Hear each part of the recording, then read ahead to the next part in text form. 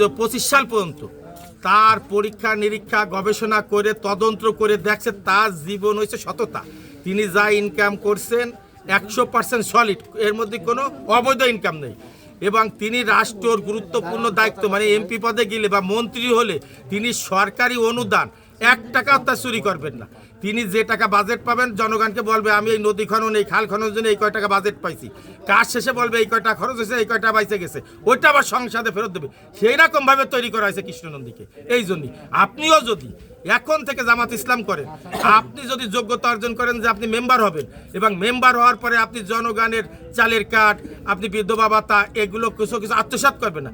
আপনি যদি যোগ্য মনে হয়, এলাকার লোকরা যদি সাক্ষ্য দেয় যে না সে দুর্নীতি করবে না, আপনিও জামাত ইসলামের মেম্বার, চেয়ারম্যান, এমপি, উপজেলা চেয়ারম্যান সর্বোচ্চ পদে হতে পারেন, এটা প্রধানমন্ত্রী হতে পারেন। আমি 2003 সালে জামাত ইসলামে যোগদান করি অধ্যাপক মিয়া গোলাম পরোয়ারের হাত ধরে। আমাকে 22 বছর যাচাই বাছাই করিয়ে আপনাদের মাঝে পাঠিয়েছে দাকব বৈঠকটা খুলনা 1 আসনের প্রার্থী।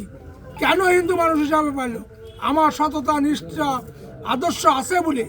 আমি একজন ক্লিন ইমেজের মানুষ। আমার নামে কোনো চাঁদাবাজি, কোনো দুর্নীতি, ঘুষ বাণিজ্য কোনো কিছু যদি থাকে আপনারা আমাকে ভোট দেবেন না, যাকে খুশি তাকে দেবেন। আমি ধন্যবাদ তাকে বরণ করে নেবো। আমি ওই সমস্ত কোনো কিছু তার মধ্যে আমার চাওয়া পাওয়া নেই। আপনাদের উন্নয়ন করার জন্য আসছে, আপনাদের অবহেলিত মানুষের ভাগ্য উন্নয়ন করার জন্য আসছে। 71 সালে